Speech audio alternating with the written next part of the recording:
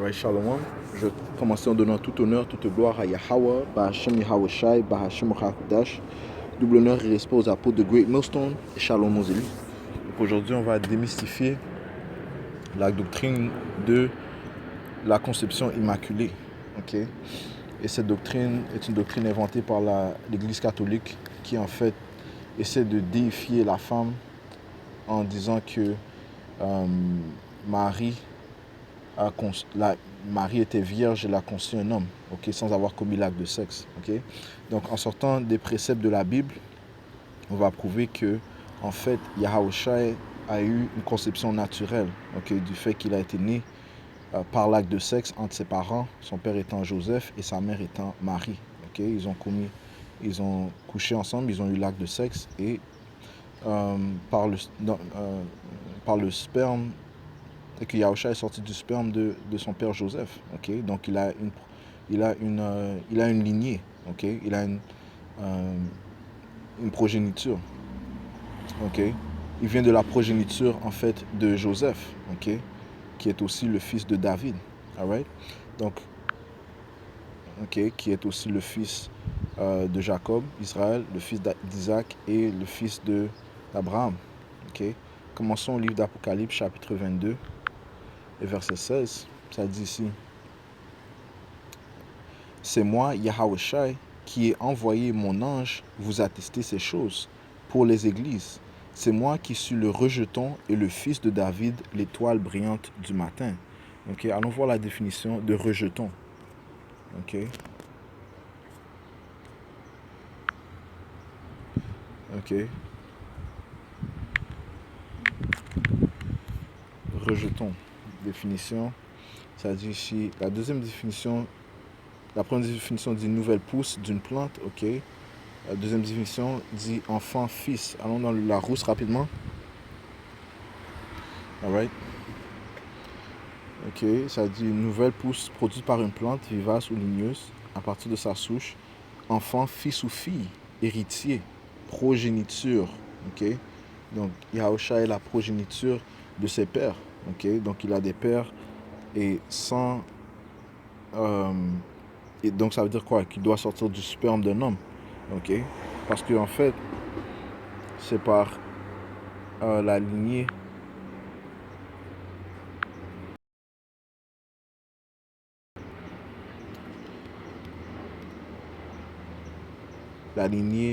du père qui a déterminé la tribu d'un fils. Ok. Si on va au livre de Lévitique,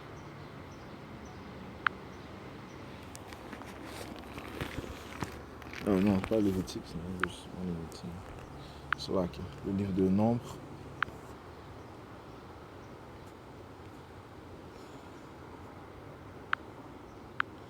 Et 18, ça dit ici, verset 17, Moïse et Aaron, ayant pris ces hommes qui avaient été désignés par leur nom, convoquèrent toute l'assemblée pour le premier jour du deuxième mois. Ils furent enregistrés selon leur famille, selon leur maison patriarcale, en comptant par tête les noms depuis l'âge de 20 et au-dessus, okay? Selon leur maison patriarcale. Okay? Donc c'est par la lignée du père, okay? Qui a déterminé la tribu d'un homme. Okay? Et on sait que Yahawashi est sorti de la lignée de Juda. Okay? On va prouver ça dans le livre d'Hébreux. Le livre d'Hébreux, chapitre 7 et verset 14. Il est notoire en effet que notre Seigneur est sorti de Juda, tribu à laquelle Moïse n'a jamais attribué le sacerdoce. Okay? Donc Yahawashi est sorti de la tribu de Juda. Okay? En retournant au livre de... En fait, avant de retourner, allons au livre de Matthieu. Okay? On va voir la lignée de Yahawashi rapidement. Le livre de Matthieu, chapitre 1 et verset 1. Généalogie de Yahawashi HaMashiach, celui que le monde appelle avec ignorance Jésus-Christ. Fils de David, fils d'Abraham. Okay? Donc, rejeton de David et rejeton d'Abraham, comme on a lu dans le livre de Apocalypse 22 et 16. Okay? Et pour qu'il soit fils, il doit être sorti du sperme. Okay? ok, d'un homme, alright. Abraham engendra Isaac, Isaac engendra Jacob, Jacob engendra Judas et ses frères, ok. Judas de Tamar engendra Pharès et Zara, Pharès engendra Hezron, Hezron engendra Aram, Aram engendra Aminadab, Aminadab engendra Nasson, Nasson engendra Salmon, Salmon de Rahab engendra Bouz, Bouz de Ruth engendra Obed, Obed engendra Jessé, Jessé engendra le roi David, ok. Et, David engendra Salomon de celle qui fut la femme d'Uri. Salomon engendra Roboam, Roboam engendra Abias, Abias engendra Asa, Asa engendra Josaphat, Josaphat engendra Joram, Joram engendra Ozias, Ozias engendra Joatan, Joatan engendra Achaz, Achaz engendra Ézéchias, Ézéchias engendra Manassé, Manassé engendra Amon, Amon engendra Josias, Josias engendra Jéconias et ses frères au temps de la déportation à Babylone. Et après la déportation à Babylone, Jéconias engendra Salatiel, Salatiel engendra Zorobabel, Zorobabel engendra Abiud, Abiud engendra Eliakim, Eliakim engendra Azor, Azor engendra Sadok, Sadok engendra Hakim, Hakim engendra Eliud, Eliud engendra Éléazar, Éléazar engendra Matan, Matan engendra Jacob, et Jacob engendra Joseph, l'époux de Marie, ok, l'époux de Marie, de laquelle est né Yahawashi qu'on appelle Christ, Messie, Hamashiach, ok, ok. Donc, on voit donc la progéniture de Yahawashi, ok.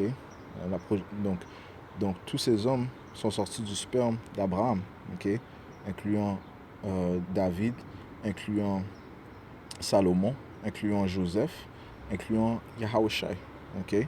Donc, il est le rejeton et le fils de David, ok, venant de la postérité d'Abraham, ok. Donc, ok, maintenant, retournons au livre d'Apocalypse 22:16. Ça dit ici, c'est moi Yahawashi qui ai envoyé mon ange pour vous attester ces choses pour les églises. C'est moi qui suis le rejeton et le fils de David, l'étoile brillante du matin, ok. Donc, ce concept que Yahawashi est venu miraculeusement, ok, c'est un mythe, ok, puisque Yahawashi est sorti du sperme de Joseph, ok. Il a une progéniture, il a une conception naturelle comme tout homme, ok. Par contre, l'esprit de Yahawashi est un esprit différent, ok, puisqu'il est le Fils de Dieu, ok. Il est le Fils de Dieu et il est le premier esprit créé. C'est ça qui le fait différent, ok. Mais par contre, il a été envoyé sur une mission sur la terre pour être le sauveur de la nation d'Israël, ok. Il a été mis sur la terre, il a vécu sa vie, il n'a commis aucun péché. Il a été crucifié et a été ressuscité par son Père, ok. Et il a vaincu la mort, ok. Colossiens 1, alors commençons au verset 15.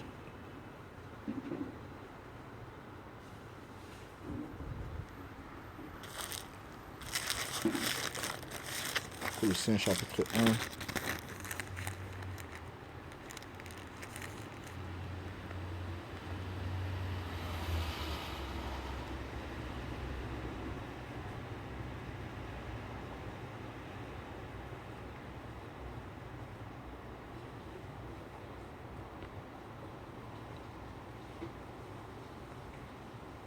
Moi, je commence au verset 13. En nous délivrant de la puissance des ténèbres pour nous transporter dans le royaume de son Fils bien-aimé, par le sang duquel nous avons la rédemption, la rémission des péchés. Il est l'image du Dieu invisible, né avant toute créature, car c'est en lui que toutes choses ont été créées, celles qui sont dans les cieux et celles qui sont sur la terre, les choses visibles et les choses invisibles, trône, domination, principauté, puissance, tout a été créé par lui et pour lui, ok. Donc Yahawashi, ok, était là était là lorsque le Tout-Puissant créa toute chose. Yahawashi était avec le Tout-Puissant, ok, puisque le premier esprit créé, il a été le premier esprit créé. Verset 17, il est lui avant toute chose et toute chose subsiste en lui. Ok? Il est la tête du corps de l'Église, lui qui est le principe, le premier-né d'entre les morts, afin qu'entre toute chose, il tienne lui la première place.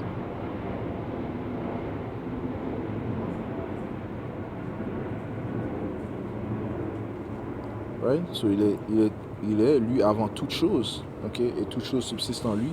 Il est la tête du corps de l'Église, lui qui est le principe, le premier-né d'entre les morts, afin qu'en toute chose, il tienne lui la première place. Car Dieu a voulu que toute la plénitude habitât en lui. Et il a voulu réconcilier par lui toutes choses avec lui-même, celles qui sont sur la terre et celles qui sont dans les cieux, en faisant la paix par le sang de sa croix. Ok? Alright? Donc, Yahushua, toute chose a été créée par lui et pour lui. Okay? Allons au livre de Jean, juste pour prouver que Yahushua était là, était dans l'esprit, dans le monde spirituel. Il était dans le monde spirituel avant qu'il vienne dans la chair. Okay? Le livre de Jean, chapitre 17, et verset 15. Donc c'est une prière que Yahushua fait au Père. Il dit, et maintenant à vous, Père, glorifiez-moi auprès de vous de la gloire que j'avais auprès de vous avant que le monde fût. Ok? Donc Yahushua était glorifié. Ok? Il était majestueux avant que le monde soit créé. Ok? Allons dans le livre de Proverbes qui parle de comment Yahushua était avec le Père dès le début. Ok? Proverbe 8, commençons au verset...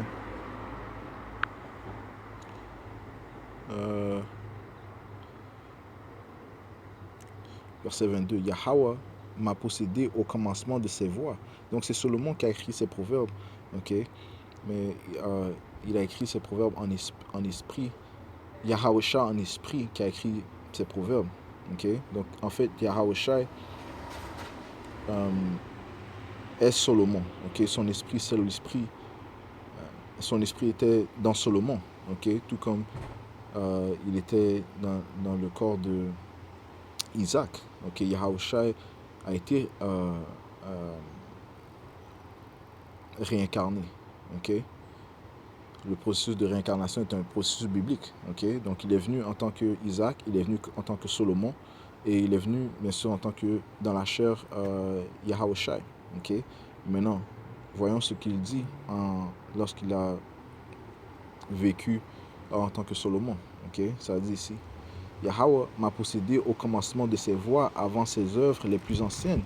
J'ai été fondé dès l'éternité, dès le commencement, avant les origines de la terre. Il y avait point d'abîme quand je fus enfanté, point de source chargée d'eau. Avant que les montagnes fussent affermies, avant les collines, j'étais enfanté. Lorsqu'il n'avait encore fait ni la terre, ni les plaines, ni les premiers éléments de la poussière du globe. Lorsqu'il disposa des cieux, j'étais là. Lorsqu'il traça un cercle à la surface de l'abîme, lorsqu'il a fermé les nuages en haut, et qu'il dompta les sources de l'abîme, lorsqu'il fixa sa limite à la mer pour que les eaux n'en franchissent pas les bords, lorsqu'il posa les fondements de la terre, j'étais à l'œuvre auprès de lui, me réjouissant chaque jour et jouant sans cesse en sa présence. Okay? Donc, dans le monde spirituel, Yahushua était avec son Père. Okay? Verset 30, j'étais à l'œuvre auprès de lui, me réjouissant chaque jour et jouant sans cesse en sa présence. Et Yahushua est en train de réaffirmer ces choses-là en faisant Salomon écrire ses paroles en esprit. Ok? Alright? Parce qu'il a écrit ses paroles étant bougées par l'Esprit Saint, en fait, l'Esprit de Yahushua. Ok? Verset 31. Jouant sur le globe de la terre et trouvant mes délices parmi les enfants des hommes.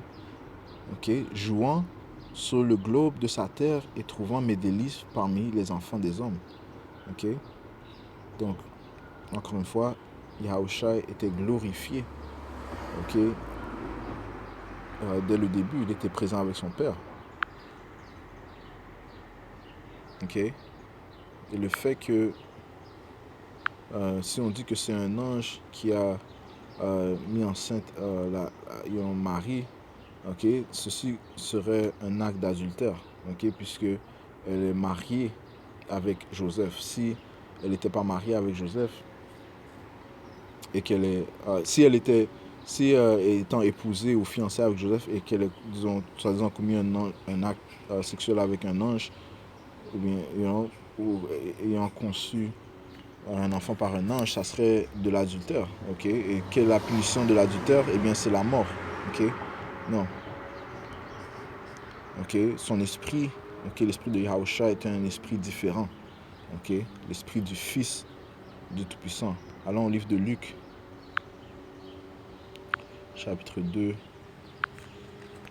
verset...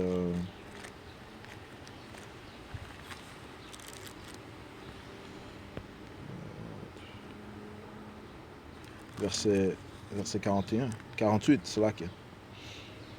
Verset 47, Luc 2, 47. Et tous ceux qui l'entendaient étaient ravis de son intelligence et de ses réponses. En le voyant, ils furent étonnés et sa mère lui dit, mon enfant, pourquoi avez-vous agi ainsi avec nous? Votre père et moi, nous vous cherchions tout affligés. Et il leur répondit, pourquoi me cherchez-vous? Ne saviez-vous pas qu'il faut que je sois aux choses de mon père? Et le père est en majuscule. Okay? Donc Yahusha a été envoyé pour accomplir une mission, okay? En étant le sauveur de la nation d'Israël. Okay? Mais il avait un père physique, okay? Son père physique, dont il est sorti du sperme de son père physique, étant Joseph. Okay? Il avait une mère aussi, bien sûr. Mais il avait aussi il a un père spirituel comme nous avons un père spirituel. Okay?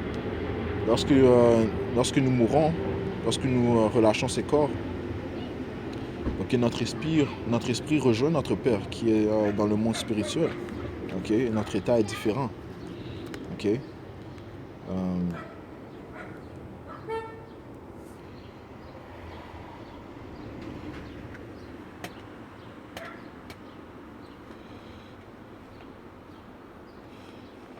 Allons au livre de... Juste pour prouver que les anges ne peuvent pas concevoir, puisque les anges, ils ont pas de sperme, ils n'ont pas de progéniture. Ok? Les anges sont spirituels. Ok? Allons rapidement au livre de 1er Corinthiens.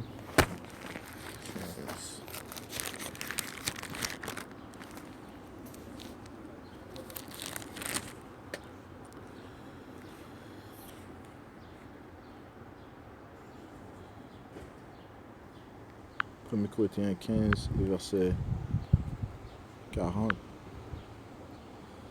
Ok?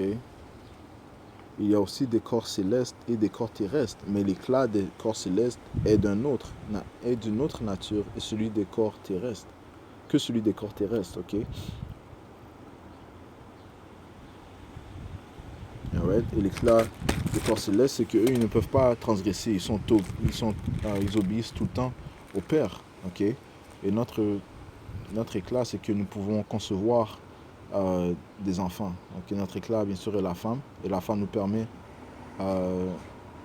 c'est qui enfante nos enfants, ok? Parce que on met notre sperme dans la femme, elle conçoit nos enfants. Okay? Donc l'éclat des corps célestes et des corps terrestres est différent. Ok?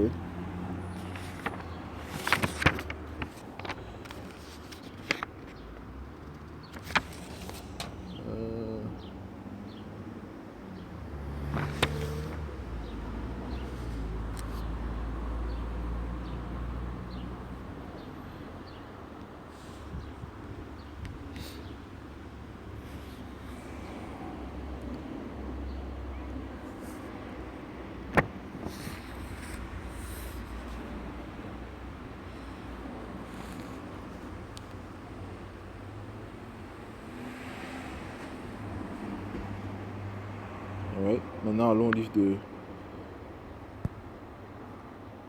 Je ne savais pas qu'on était dans le livre de Romains, chapitre 1 et verset 3. Ok? Ça dit... Alors, je vais commencer au verset 1. Paul, serviteur de Yahusha Mashiach, appelé à être apôtre, mis à part pour annoncer l'évangile de Yahweh qui avait été promis auparavant de la part de Yahweh par ses prophètes, par les Saintes Écritures, et qui concerne son fils né de la postérité de David selon la chair. Okay? Né de la postérité de David selon la chair. Okay? Selon la chair. Donc, okay? Donc il est venu dans la chair par l'acte de sexe. Allons voir la définition de postérité.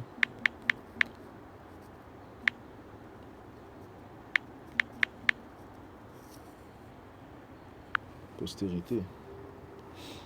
Sûreté de personnes d'une même origine, génération à vivre. On a vu la généalogie de Yahushai. Ok.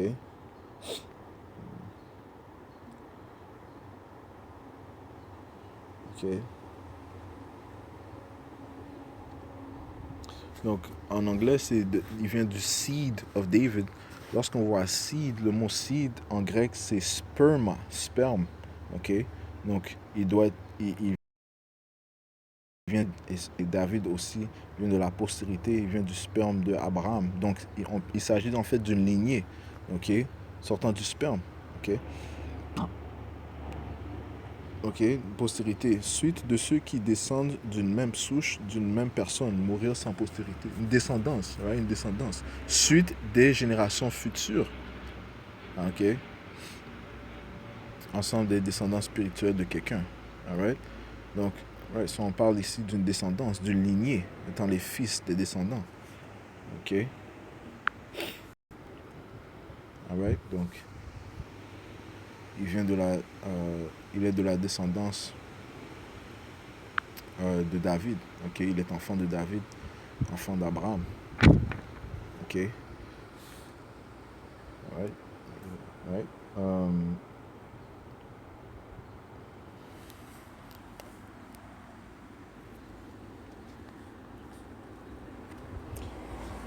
Il y a un autre précepte lorsqu'on parlait de Slack.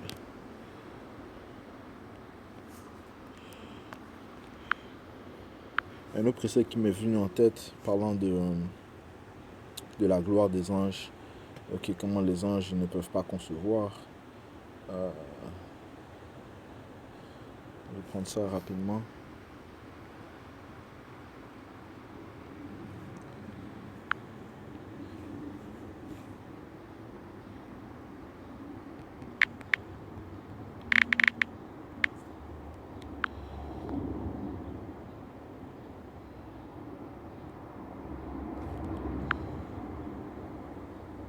Yep, le livre de Matthieu 22 et 30. Ok. Le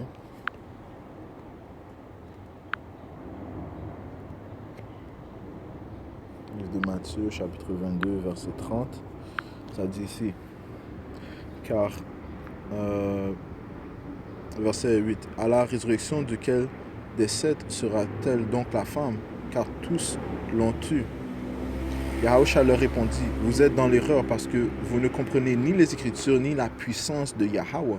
Car à la résurrection, les hommes ne prendront point de femmes ni les femmes de Marie, mais seront comme les anges de Dieu dans le ciel. Ok? Alright, so lorsque lorsqu'on est dans le monde spirituel, il n'y a pas d'acte de sexe. Ok? Ceci est un acte qui se fait sur la planète Terre. Ok? C'est un acte charnel qui se fait sur la planète Terre. Ok? Donc, c'est pour ça que ça dit ici, car à la résurrection, les hommes ne prendront point de femmes, ni les femmes de Marie, mais ils seront comme les anges de Dieu dans le ciel. Ok? Et les anges de Dieu dans le ciel, leur éclat, c'est qu'ils ne transgressent pas. Ok? Mais ils ne peuvent pas commettre l'acte de sexe, contrairement à l'éclat des corps terrestres. Ok? Ceci est notre gloire. Nous pouvons avoir le sexe, nous pouvons avoir des enfants. Nous pouvons nous marier. Pour ce qui est de la résurrection des morts, n'avez-vous pas lu ce que Dieu vous a dit? Je suis le Dieu d'Abraham, le Dieu d'Isaac et le Dieu de Jacob. Dieu n'est pas Dieu des morts, mais des vivants. Alright? Donc le point était dans le verset 30, ok? Que dans le monde spirituel, ok, les femmes et les hommes sont comme les anges, ok? Qui eux ne désobéissent pas et ne peuvent pas avoir de sexe. Alright? Maintenant, allons au livre de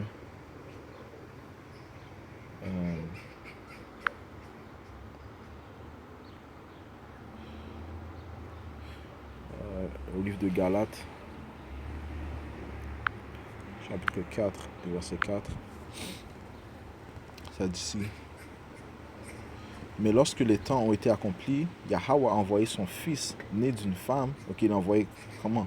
Il l'a envoyé sur la planète Terre. Ok, Yahushua, on a vu qu'il était tout d'abord avec le Père, mais il a dû accomplir cette mission sur la terre. Ok, il a dit, Dieu a envoyé son fils, né d'une femme, né sous la loi, afin qu'il racheta ceux qui étaient sous la loi, afin que nous ressuscitions l'adoption. Ok, donc il a dû être envoyé, sur la terre, ok, par l'acte de sexe. Ok, ça dit né d'une femme, né sous la loi. Ok, ça veut dire quoi sous la loi? Ok, allons voir la loi. Allons voir ce que dit la loi concernant lorsqu'une femme enfante un enfant. Allons au livre de Lévitique, chapitre 12, et verset 1. Ok, né d'une femme sous la loi. Lévitique 12 et 1, l'Éternel parla à Moïse et dit: parle aux enfants d'Israël et dit: lorsqu'une femme deviendra enceinte et qu'elle enfantera un mâle, elle sera impure pendant 7 jours. Elle sera impure comme au temps de son indisposition menstruelle. Okay? Donc, Marie a dû suivre ces commandements, okay? Cette procédure, puisque elle fut impure pendant 7 jours, puisqu'elle a conçu un homme, okay? Par l'acte de sexe. Le 8e jour, l'enfant sera circoncis, elle restera encore 30 jours à se purifier de son sang, elle ne touchera aucune chose sainte, et elle n'ira point au sanctuaire jusqu'à ce que les jours de son purification soient accomplis.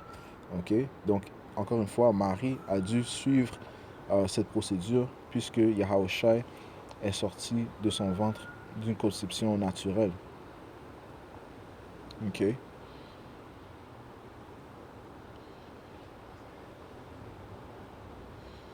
Ok. Puisque quoi? Elle a eu un sperme dans elle. Ok. Elle a eu du sperme dans elle. Ok. Ok. Si elle était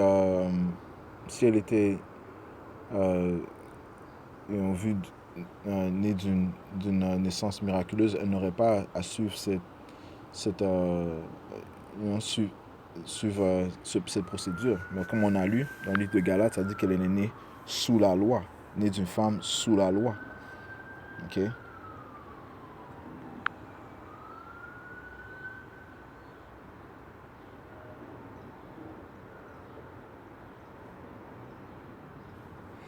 Alright, maintenant, allons au livre de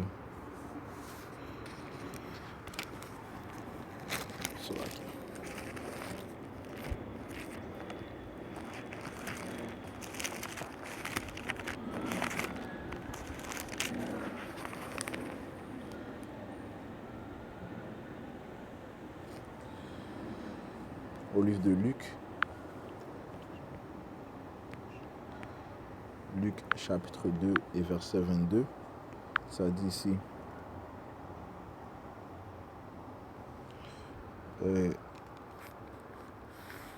verset 21. Le 8e jour auquel l'enfant devait être circoncis étant arrivé, on lui donna le nom de Yahushua. Ok. Donc encore une fois, il est né d'une femme sous la loi. Ok. Nom qu'avait indiqué l'ange avant qu'il fût conçu dans le sein de sa mère. Et quand les jours de leur purification furent accomplis selon la loi de Moïse, et quand les jours de leur purification furent accomplis, ok, on a lu la loi dans le livre de Lévitique 12, le 12e chapitre.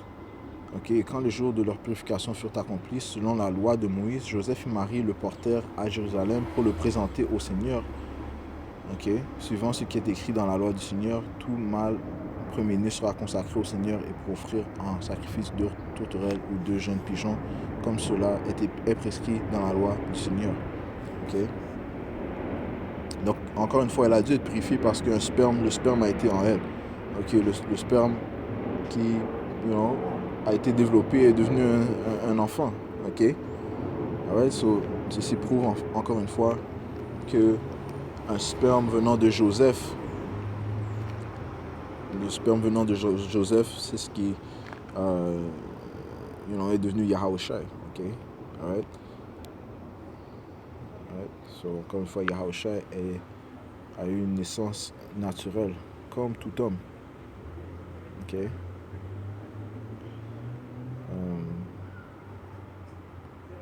Allons maintenant dans le livre de Sagesse de Salomon. Ok, si, pour ceux qui ont des oreilles, on sait que l'esprit de Salomon est Yahawashi. Ok, puisque le concept de réincarnation est un concept biblique. Ok, le livre de sagesse.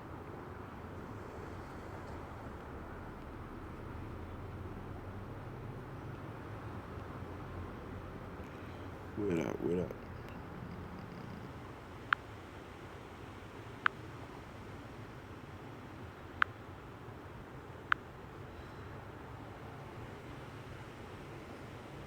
Sagesse, chapitre 7, verset 1, ça dit ici: je suis moi-même un mortel.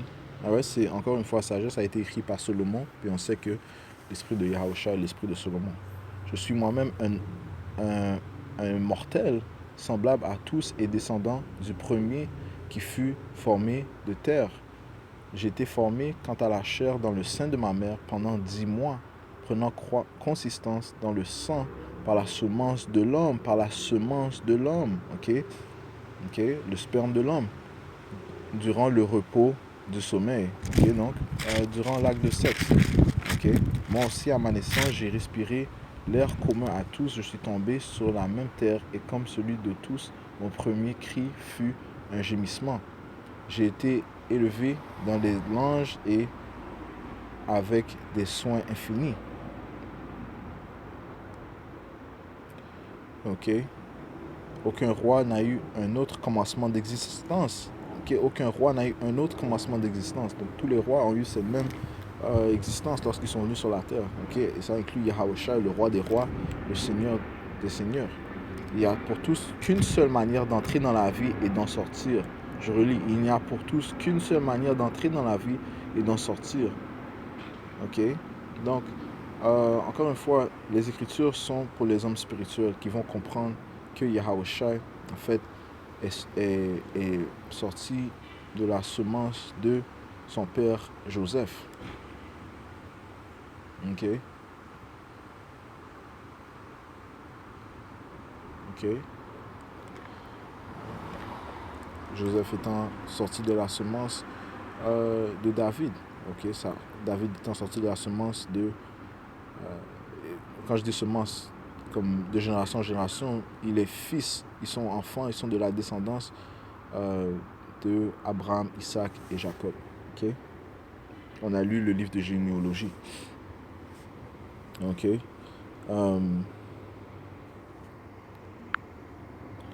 Ouais, donc, je crois que ça fait le point. Ouais, ça prouve le point que de démystifier la doctrine de la conception immaculée, ok, disant que Yahawashi est sorti, il est sorti miraculeusement d'une femme vierge. Non, en fait, Yahawashi, comme on a lu dans le livre de Siracide 7 et 6, il n'y a pour tous qu'une seule manière d'entrer dans la vie et d'en sortir. Ok, donc il est sorti par l'acte de sexe entre ses parents, Joseph et Marie. Finissons rapidement.